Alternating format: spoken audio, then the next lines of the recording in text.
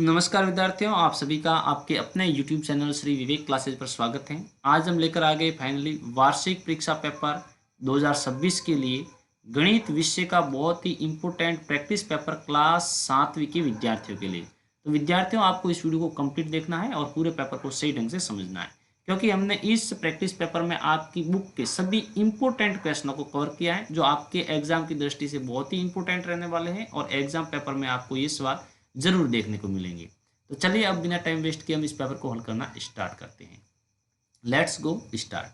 विद्यार्थियों, एग्जाम में आपको पेपर हल करने के लिए 2.5 घंटे का समय मिलेगा और ये पूरा पेपर आपके 17 अंकों का रहेगा।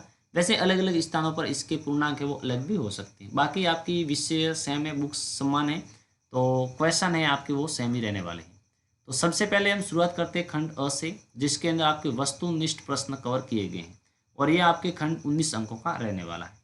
तो पहला क्वेश्चन है हमारा कि सही विकल्प सुनकर लिखिए। आपको सही विकल्प है उसका आपको सेंड करना है। एमसीक्यू टाइप के क्वेश्चन है, तो जो सही विकल्प रहेगा उसका आपको सेंड करना है। तो इस पहले क्वेश्चन का पहला क्वेश्चन है कि समीकरण x प्लस वाई बराबर 12 में सर है। x प्लस 5 बराबर 12 में सर है। तो विद्यार्थियों, राशि दो प्रकार की होती है, एक तो होती है सर राशि और एक होती है आपके असर राशि। अब सर राशि में तो आपके होते हैं इंग्लिश के या हिंदी के लेटर्स, क्या होते हैं, लेटर। और असर राशि में आपके होती है गणित की संख्या, 24 हो गई, 25 हो गई, -12 हो गई, कोई भी जीरो वगैरह ये सब। तो आपको बताना था कि इसमें सर कौन है, तो सर तो है इसका एक्स, जो क्या है, एक लेटर है। तो ऑप्शन नंबर इसका ग है वो बिल्कुल बिल्कुल सही हो जाएगा। नेक्स्ट क्वेश्चन नंबर सेकंड है, भिन्न 3/4 का प्रतिशत रूप है। तो विद्यार्थियों, कोई भी संख्या को प्रतिशत में बदलना होता है ना, तो पहले तो हमें उसको भिन्न में लिखना ही पड़ता है, लेकिन इसमें तो भिन्न में लिखा हुआ है और प्रतिशत में बदलना है, तो डायरेक्ट टू डायरेक्ट आप 100 से मल्टीप्लाई कर दो, आपके प्रतिशत निकल के आ जाएगा। अब शेयर का भाग शेयर में एक बार जाता है और 100 में कितनी बार जाता है शेयर का भाग, 25 बार। 25 को 3 से, क्योंकि ये अंश में 3 है और इधर अंश में 25 है, 25 को 3 से मल्टीप्लाई करने पर आपको मिलेंगे 75। कितने परसेंटेज, 75%। जो ऑप्शन कौन सा राइट हो जाएगा, जो ऑप्शन बिल्कुल सही हो जाएगा। नेक्स्ट क्वेश्चन नंबर है तीसरा। तीसरा क्वेश्चन कह रहा है कि -1 इंटू -1 इंटू -1। आपको पता है कि एक को 1000 बार आपस में गुणा कर दो, आंसर तो आपको एक ही मिलने वाला है। क्या मिलने वाला, एक ही। अब इन निशानों को देखते हैं, तो ये माइनस माइनस से गुणा करके प्लस हो जाएगा। ये निशान किसका हो जाएगा, प्लस हो जाएगा, क्योंकि माइनस गुणा माइनस प्लस। फिर प्लस माइनस से गुणा करेंगे तो प्लस माइनस क्या हो जाएगा, माइनस। तो आपको आंसर मिलेगा माइनस का 1। ऑप्शन नंबर ख है वो आपके करेक्ट हैं। नेक्स्ट सवाल नंबर है 4। एक त्रिभुज में कितने शीर्ष होते हैं। एक त्रिभुज होता है, उसमें आपको पता है 3 भुजाएं होती हैं, तो शीर्ष कितने होंगे, 3 शीर्ष होंगे। ऑप्शन नंबर ग है वो आपके बिल्कुल राइट रहेगा। अब आपको मुझे कमेंट करके बताना है कि त्रिभुज के अंदर वाले कोणों का योग कितना होता है। और जिन विद्यार्थियों को पता नहीं है वो कमेंट बॉक्स में जाकर अपना आंसर चेक कर लें, और यदि आपको इसका आंसर पता है तो कमेंट कर दीजिए। नेक्स्ट क्वेश्चन नंबर है 5। वृत्त की परिधि का सूत्र है। वृत्त जो होता है, इस वृत्त की परिधि है, इस परिधि को ज्ञात करने का सूत्र क्या होता है, 2πr होता है। क्या होता है, 2πr होता है। और इसका क्षेत्रफल ज्ञात करने का सूत्र होता है हमारा πr²। क्या होता है, πr²। ये दोनों याद रख लेना। उसके बाद में छठा क्वेश्चन, ए की घात m इंटू ए की घात n का मान किसके बराबर होता है। विद्यार्थियों, आपको याद होगा कि जब आधार होता है सेम, घातें अलग अलग हैं या फिर सेम है, इससे कोई फर्क नहीं पड़ता। यदि आपके आधार सेम है, मल्टीप्लाई हो रहा है, तो घातें आपस में जुड़ जाती हैं। क्या हो जाती है, जुड़ जाती हैं।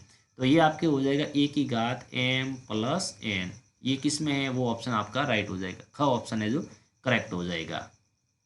और भाग होता है ना, आधार सेम होता है और या भाग होता है तो घातें माइनस करती हैं। अब नेक्स्ट क्वेश्चन नंबर है 7।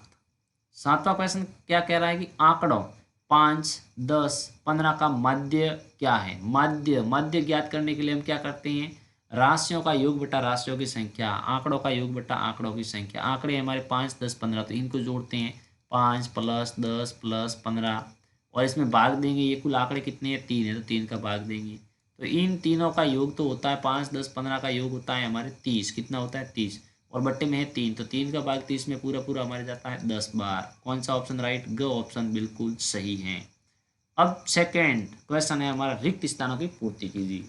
अब विद्यार्थियों, मैं आपको एक इंपॉर्टेंट बात बता देता हूँ कि यदि आप आपकी सभी विषयों के मॉडल पेपर, प्रैक्टिस पेपर या नोट्स प्राप्त करना चाहते हैं, तो आप हमारे इस यूट्यूब चैनल को ज्वाइन कर लें और यहाँ पर प्ले लिस्ट के सेक्शन में या फिर कोर्स सेक्शन में जाकर उन सभी को आप देख भी सकते हैं। और पीडीएफ प्राप्त करने के लिए टेलीग्राम चैनल को ज्वाइन कर लेना, जिसका लिंक आपको इसी वीडियो के डिस्क्रिप्शन बॉक्स में मिल जाएगा, या फिर टेलीग्राम चैनल पर सर्च कर लेना हमारे इसी यूट्यूब चैनल का नाम श्री विवेक क्लासेज। तो विद्यार्थियों, क्वेश्चन नंबर सेकंड है कि रिक्त स्थानों की पूर्ति कीजिए। यहाँ पर आपके 4 रिक्त स्थान दी गई है और प्रत्येक रिक्त स्थान सही भरने पर आपको 1 अंक मिलेगा। इसी प्रकार से ये आपके 4 अंकों का सवाल बनता है। तो इसका पहला क्वेश्चन है कि वह कोण जो 90 डिग्री से कम हो, यानी विद्यार्थियों आपको याद होगा कि यदि कोई कोण 0 डिग्री से बड़ा है और 90 डिग्री से छोटा है, 90 डिग्री से छोटा है, तो वे कोण आपके क्या कहलाते हैं? न्यून कोण कहलाते हैं। क्या कहलाते हैं? न्यून कोण। तो इसमें आपके आ जाएगा न्यून कोण, ठीक है ना, न्यून कोण। अब यहाँ पर सेकंड क्वेश्चन है कि 1/2 प्लस 1/2 का मान 1/2 प्लस 1/2, यानी 1/2 का मतलब होता है आधा, और आधे के अंदर आधा जोड़ोगे तो आपको क्या मिलेगा? पूरा मिलेगा 1। क्या मिलेगा? पूरा 1 मिलेगा। अब नेक्स्ट क्वेश्चन को हल करते हैं, जो हमारे सेकंड क्वेश्चन का तीसरा क्वेश्चन है। तो क्या कह रहा है कि त्रिभुज का क्षेत्रफल ज्ञात करने का सूत्र आपको बताना है। त्रिभुज का क्षेत्रफल ज्ञात करने का सूत्र यहाँ पर लिखा गया है कि 1/2 इंटू आधार, 1/2 इंटू आधार इंटू ऊंचाई होता है। क्या होता है? आधार इंटू ऊंचाई होता है। नेक्स्ट आपके क्वेश्चन है -5 प्लस खाली जगह बराबर 0। तो विद्यार्थियों, -5 में आप क्या जोड़ें, क्या कौन सी संख्या जोड़ें कि आपको उत्तर में 0 मिल जाए? तो -5 में जोड़ेंगे हम इसका योज्य प्रतिलोम। क्या जोड़ेंगे? योज्य प्रतिलोम। योज्य प्रतिलोम मतलब निशान बदल के। -5 में यदि हम प्लस के 5 जोड़ेंगे तो आंसर हमें 0 मिलेगा। तो यहाँ पर 5 हो जाएगा। नेक्स्ट क्वेश्चन, तीसरा क्वेश्चन है जो आपके सत्य असत्य से रिलेटेड रहने वाला है, और ये भी आपके 4 अंकों का सवाल है। तो यहाँ पर दिया गया है पहला सवाल हमारे कि 2 धनात्मक पूर्णांकों का योग, 2 धनात्मक पूर्णांक यानी प्लस की 2 संख्या है आपकी, इसकी प्लस की 2 संख्या है, इनका योग आपके क्या होगा? धनात्मक ही होगा। तो 2 धनात्मक पूर्णांकों का योग हमेशा धनात्मक होता है, ये बात इसकी बिल्कुल सत्य है, तो हम राइट कर देंगे। सेकेंड है 2/5 इंटू 0 बराबर 2/5। 2/5 को यदि हम 0 से गुणा करेंगे तो 2/5 आएगा उत्तर। बिल्कुल गलत है, इसलिए यहाँ पर पहले से लिखा हुआ है असत्य। ठीक है, ये मैंने पहले से आंसर लिख रखे हैं, तो ये हमारा असत्य हो जाएगा। तो आपकी कोई भी संख्या को यदि हम 0 से मल्टीप्लाई करते हैं तो आंसर क्या आता है? 0 आता है। लेकिन किसी भी संख्या को यदि हम 1 से गुणा करते हैं तो आंसर वही संख्या प्राप्त होती है। नेक्स्ट है आयत का क्षेत्रफल। आयत का क्षेत्रफल ज्ञात करने का सूत्र इसने दिया गया है लंबाई प्लस चौड़ाई, जो बिल्कुल गलत है, तो ये हमारे असत्य हो जाएगा। ठीक है, नेक्स्ट चौथा क्वेश्चन है प्रत्येक वर्ग एक आयत होता है। प्रत्येक वर्ग होता है वो एक आयत होता है, तो ये बात इसकी सत्य है। अब कैसे थोड़ा समझ लेते हैं। ये मान लो आपके एक वर्ग है, क्या है? एक वर्ग है। अब इसको आप आयत कह सकते हैं, क्योंकि आयत के जितने भी गुण हैं वो क्या इसमें आपको मिल रहे हैं। तो आयत के गुण होते हैं कि आमने सामने की भुजा बराबर और प्रत्येक कोण 90 डिग्री का, तो इसके चारों भुजा बराबर है, तो आमने सामने की भुजा कैसी हो जाएगी? बराबर ही तो हो जाएगी, और प्रत्येक कोण 90 डिग्री का हो रहा है, यानी आयत के जितने भी गुण हैं वो सभी आपको वर्ग में देखने को मिल रहे हैं। इसी कारण से वर्ग को आप आयत कह सकते हैं, लेकिन आयत को आप वर्ग नहीं कह सकते, क्योंकि आयत के अंदर वर्ग के गुण नहीं होते हैं। नेक्स्ट सवाल है चौथा, मिलान करना है आपको स्तंभ अ को स्तंभ ब से। तो यहाँ पर पहला है हमारे पूरक कोण। पूरक कोण किसे कहते हैं? विद्यार्थी मैं समझा दूं कि जब दो कोण, मान लो आपके पास एक कोण ए है और दूसरा कोण आपके पास बी है, इन दोनों कोणों का यदि योग 90 डिग्री होता है तो ये एक दूसरे के पूरक कोण कहलाते हैं। तो पूरक कोण आपके क्या हो जाएगा? योग 90 डिग्री हो जाएगा, तो ये इससे मिलान करेगा। उसके बाद में संपूरक कोण। संपूरक कोण को भी हम यहाँ समझ लेते हैं। यहाँ पर यदि कोण ए और इसके अंदर आप कोण जोड़ते हो बी को, और आंसर आपको मिल जाता है 180 डिग्री। कितना? 180 डिग्री। तो ये एक दूसरे के संपूरक कोण कहलाते हैं। तो संपूरक कोणों का योग कितना होता है? 180 डिग्री होता है, ये क से मिलेगा। उसके बाद में अधिक कोण, आप जानते हैं 90 डिग्री से बड़ा और 180 से छोटा, तो ये आपके क्या कहलाएगा? अधिक कोण कहलाएगा। उसके बाद में ऋजु कोण। ऋजु कोण का मतलब है सरल कोण, यानी ये आपके ठीक 180 डिग्री का होता है, तो इसके सामने से ही मिल जाएगा। नेक्स्ट हमारे क्वेश्चन नंबर 5वां है, और 5वें का पहला क्वेश्चन है। पहला क्वेश्चन कह रहा है कि 5/0 क्या एक परिमेय संख्या है? तो हमने पढ़ रखा है कि ऐसी संख्या जिसको P/Q के रूप में हम लिख सकते हैं, P/Q के रूप में लिख सकते हैं, लेकिन Q के बराबर में नहीं होता है 0। Q बराबर 0 नहीं होना चाहिए, यानी हर में 0 नहीं होना चाहिए, तो इसके तो हर में 0 है, इसी कारण से यह परिमेय संख्या नहीं है। हम लिखेंगे नहीं यह अपरिमेय, सॉरी हम लिखेंगे नहीं यह परिमेय संख्या नहीं है, क्योंकि यह अपरिभाषित है। दूसरा वर्ग का क्षेत्रफल का सूत्र है। तो वर्ग का क्षेत्रफल का सूत्र मैंने पहले आपको वीडियो में बता रखा है कि भुजा इंटू भुजा वर्ग का क्षेत्रफल ज्ञात करने का सूत्र होता है। नेक्स्ट हमारे सवाल है कि पूर्व कोणों का योग। अभी पहले ही मैंने आपको बताया कि पूर्व कोणों का योग 90 डिग्री होता है। चौथा सवाल है 2x बराबर 10, तो x का मान ज्ञात कीजिए। यहाँ पर x की वैल्यू हमें ज्ञात करनी, अभी हम ज्ञात करते हैं। तो हम इसको हल करने के लिए लिखेंगे 2x बराबर में है 10। हमें x का मान चाहिए, तो बच्चों x को यहीं पर रख दो, बराबर में आपके हैं 10। ये 2 मल्टीप्लाई में है, भाग में सॉरी गुणा में है, तो उधर जाएगा। पक्षांतरण करोगे तो ये किस में जाएगा, भाग में। गुणा वाली संख्या भाग में जाती है। यहाँ पर आपने क्या किया है, 2 का पक्षांतरण, तो हम यहाँ लिखेंगे 2 का पक्षांतरण ऐसे। अब आगे हल करते हैं। तो x बराबर आपके कितना आता है, 2 का भाग पूरे पूरे 10 में जाता है, कितनी बार जाता है, 5 बार। तो x का मान आ गया 5, यहाँ पर लिख देंगे ANS। नेक्स्ट सवाल है समबाहु त्रिभुज का प्रत्येक कोण कितने डिग्री का होता है। तो समबाहु त्रिभुज किसे कहते हैं, जिसकी तीनों भुजाएं बराबर हैं। यदि तीनों भुजाएं बराबर हैं तो अंदर वाले तीनों कोण भी क्या होंगे, बराबर होंगे। तो तीनों कोणों का योग कितना, मतलब प्रत्येक कोण कितने डिग्री का हो जाएगा, 60 डिग्री का हो जाएगा। क्योंकि 60 प्लस 60, देखो 60 प्लस 60 प्लस 60 कितना होता है, 180 डिग्री होता है। और आपको पता है त्रिभुज के तीनों अंदर वाले कोणों का योग 180 डिग्री होता है। क्योंकि पहले तो वैसे मैंने आपको एक क्वेश्चन में आपको कमेंट करने के लिए बोला है कि त्रिभुज के अंतर कोणों का योग, तो यहाँ से ये आपको आंसर भी मिल गया। अब जाके कमेंट कर दो। उसके बाद में खंड स को हम हल करते हैं। हल सहित आपको लिखना है, इन प्रश्नों को हल लिखना है। जो प्रत्येक क्वेश्चन आपके 3-3 अंकों का रहेगा और प्रत्येक क्वेश्चन आपके 4 अंकों का है। तो 6ठा क्वेश्चन है, भिन्न को हल कीजिए। यहाँ पर एक भिन्न दी गई, फ्रैक्शन दी गई, इसको हल करना है। तो हल करने के लिए पहले तो हमें हरों का लसअप लेना पड़ेगा। तो 3 और 5 का लसअप यहाँ पर लेते हैं हम। या 3 लिखा, यहाँ पर 5 लिखा। 3 का भाग 3 में एक बार, 5 में गया नहीं। 5 का भाग अब देंगे, 1 का तो 1 और 5 में गया एक बार। इन दोनों को आपस में मल्टीप्लाई करते हैं। तो 3 इंटू 5 बराबर कितने होते हैं, 15 होते हैं। ये समझाने के लिए मैं कह रहा हूँ। तो यहाँ पर हमारे लसअप कितना आ गया, 15 आ गया लसअप। यहाँ पर लसअप के स्थान पर हमने लिख दिया 15।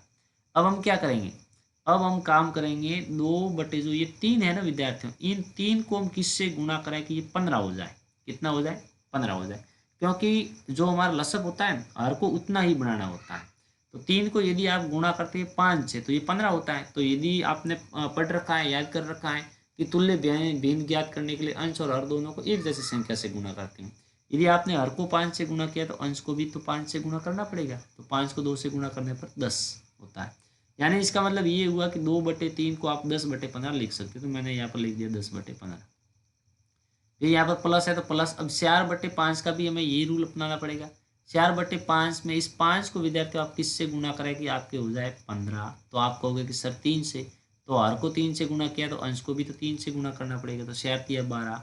मतलब ये हुआ कि आप 4/5 को 12/15 लिख सकते हैं। दोनों एक ही बात बता रहे हैं। तो ये हो गया 12/15। अब आपको याद आया होगा कि जब भिन्नों की जोड़ या बाकी करनी है और हर एक जैसे होते हैं तो हम लसअप लेते हैं और उस लसअप को हर में लिखते हैं और अंशों को डायरेक्ट लिख देते हैं।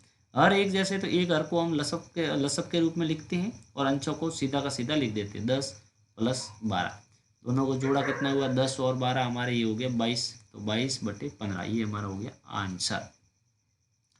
नेक्स्ट क्वेश्चन है 7वां समीकरण दिया गया है। इस समीकरण को वापस से हल करना। ये क्वेश्चन थोड़ा बड़ा है तो थोड़ा व्यवस्थित ढंग से हल करेंगे। 4x - 3 = 13। हम क्या करेंगे, पक्षांतरण करेंगे एक एक का। तो पहले हम माइनस की संख्या को उधर भेज देंगे। ये 4x है, ठीक है। 4x, ये -3 उधर भेज दो तो बराबर में पहले से उधर 13 है, -3 उधर जाएगा तो ये हो जाएगा +3। आगे हमें तो x चाहिए तो x को यहीं पर रखो। बराबर में 13 और 3 कितना होता है, 16 होता है ना। हाँ 13 और 3 16 होता है। ये 4x के साथ गुणा कर रहा है तो गुणा वाला किस में जाएगा, भाग में जाएगा। और 4 का भाग इसमें पूरा पूरा कितनी बार जाता है, इसका भाग जाता है हमारे 4 का भाग 16 में 4 बार। तो इस प्रकार से आंसर आ गया 4। हमारे x की वैल्यू कितनी आ गई, 4 आ गई। अब पक्षांतरण क्या है वो आप यहाँ लिखोगे, 3 का पक्षांतरण। यहाँ पर आपने 3 का पक्षांतरण किया है, 3 का पक्षांतरण। यहाँ पर आपने 4 का पक्षांतरण किया है तो लिखोगे 4 का पक्षांतरण। ऐसे आपको लिखना पड़ेगा जो जरूरी है। नेक्स्ट हमारे 8वां क्वेश्चन है, एक त्रिभुज के 2 कोण। एक त्रिभुज है, जैसे मान लो ये एक त्रिभुज है, इसका एक कोण आपके 45 का, दूसरा 75 डिग्री का, तो तीसरा कोण ज्ञात करना है। मान लो कि ये ए कोण आपके 45 डिग्री का है और ये वाला बी कोण मान लो, ये वाला ये कोई भी मान लो बी कोण आपके 75 डिग्री का है।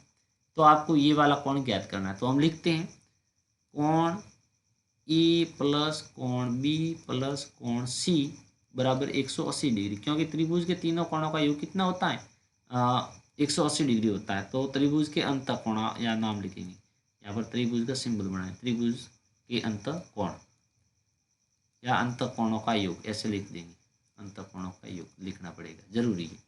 अब कोण ए तो आपके मान लो है 45 डिग्री का, तो यहाँ पर हम लिख देते हैं 45 डिग्री, प्लस कोण बी है आपके 75 डिग्री का, और कोण सी आपको पता नहीं तो कोण सी का कोण सी रखो बराबर में आपके 180 डिग्री।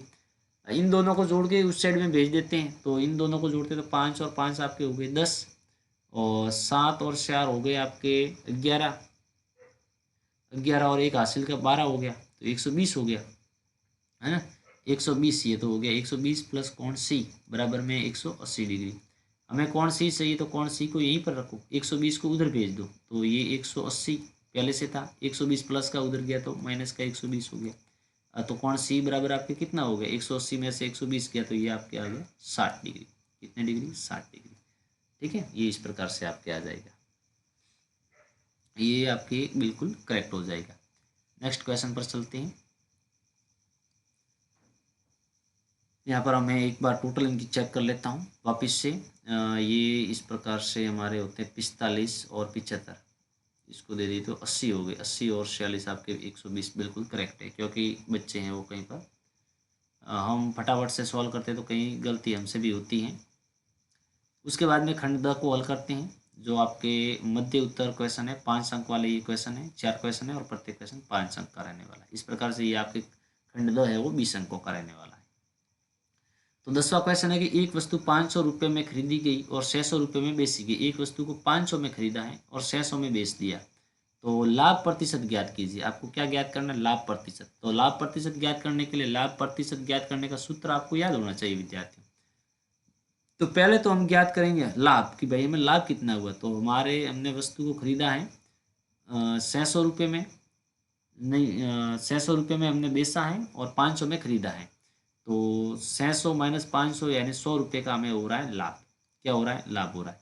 अब आगे इसको हल करेंगे, लाभ प्रतिशत ज्ञात करने का सूत्र लगाएंगे, तो लाभ प्रतिशत बराबर लाभ बटा क्रय मूल्य इंटू 100। आगे इसको हम हल करते हैं, तो लाभ प्रतिशत ज्ञात करना है, तो लाभ यहाँ पर लाभ प्रतिशत इधर रह जाएगा, ये लाभ हमारे कितना हुआ 100 हुआ है, बट्टे में आ जाएगा क्रय मूल्य, यानी खरीदा कितने में था 500 में खरीदा था। प्रतिशत ज्ञात करना है ना, लाभ प्रतिशत, तो 100 से मल्टीप्लाई, 00 टू 00 कैंसिल कर दिए, और 5 का भाग हमने दिया 100 में, तो 5 का भाग 100 में जाता है आपके 20 बार, तो यहाँ पर आपके कितने प्रतिशत आ जाएगा 20%। आपके लाभ प्रतिशत कितना है 20। नेक्स्ट आपके बीजीय व्यंजक है, इसको सरल करना है।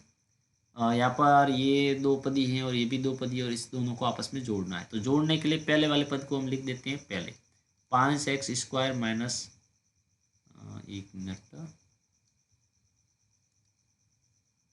Minus 4y।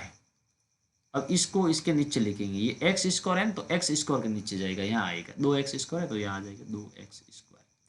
ये से y है तो y के नीचे जाएगा, y यहाँ पर है तो ये यहाँ पर आ जाएगा, प्लस का है ना तो प्लस का बन के आएगा सेम। अब जोड़ते हैं, तब आगे से पीछे से कहीं साइड से जोड़, बीजीय व्यंजकों को कोई फर्क पड़ने वाला नहीं होता है। तो 5x² और 2x² कितने हो गए 7x²। क्या हो गए 7x²। अब x² को आप आम मान लो, 5 आम और 2 आम कितने हो गए 7 आम, है ना। पीछे वाला x² y² इनको जोड़ने घटाने पर ये सेम ही रहता है, इसमें कोई परिवर्तन नहीं होता, केवल आगे वाली संख्या आपकी चेंज होती है।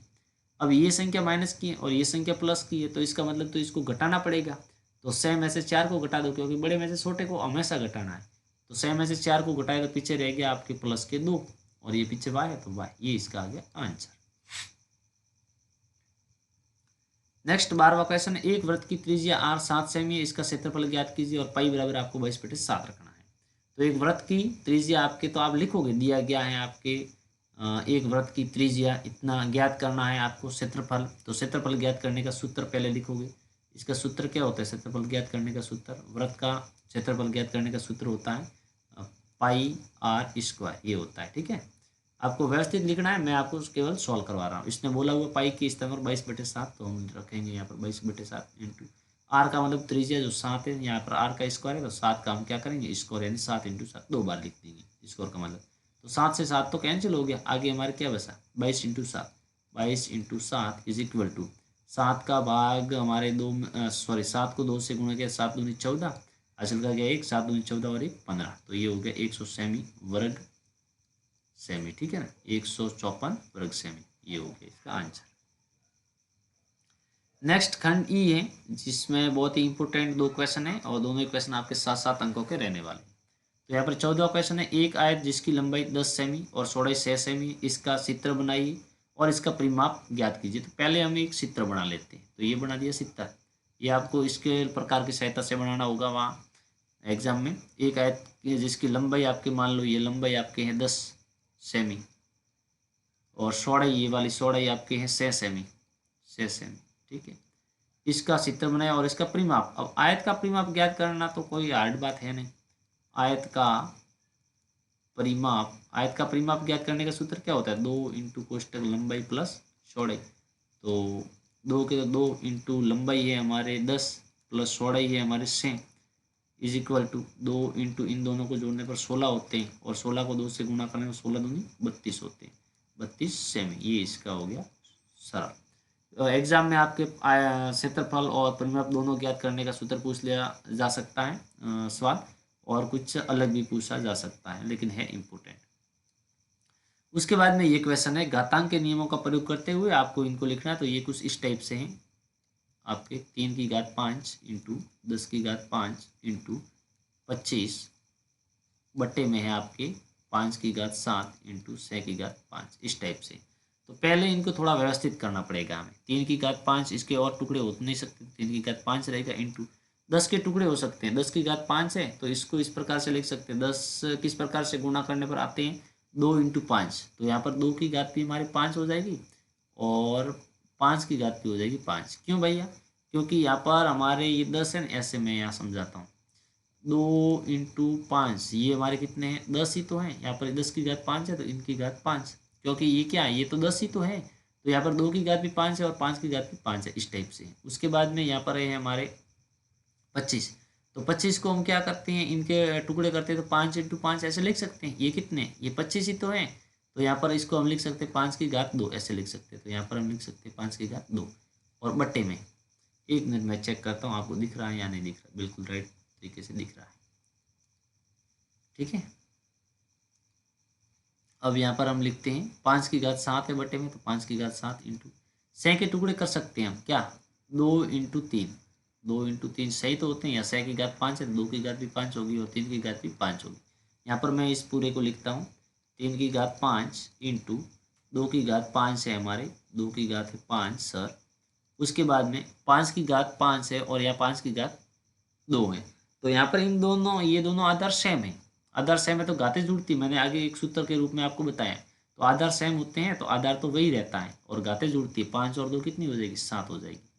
और बट्टे में हमारे 5 की घात या 7 है जी, 5 की घात 7 है सर। उसके बाद में 2 की घात 5 है जी बिल्कुल, 3 की घात है हमारे 5, इस प्रकार से ये है। अब इसको हल करेंगे तो यहाँ 5 की घात 7 से ये 5 की घात 7 पूरा पूरा कट गया, और 3 की घात 5 से ये 3 की घात 5 पूरा पूरा कट गया, 2 की घात 5 से 2 की घात 5 से ये पूरा पूरा कट गया, कुछ भी नहीं बचा। जब पूरा पूरा कट जाता है तो वहाँ पर हमारा आंसर बचता है विद्यार्थियों 1, कितना बचता है 1, तो ये इसका आंसर हमारे आ जाएगा 1। तो इस प्रकार से ये हमारा 7वीं क्लास के लिए गणित का बहुत ही इंपॉर्टेंट प्रैक्टिस पेपर था। आशा करते हैं ये वीडियो आपने अंत तक देखा है। यदि वीडियो को अंत तक देखा है तो कमेंट अवश्य करें। अब हम मिलेंगे आपसे किसी और वीडियो में, तब तक के लिए आप सभी को हमारी तरफ से जय हिंद, वंदे मातरम।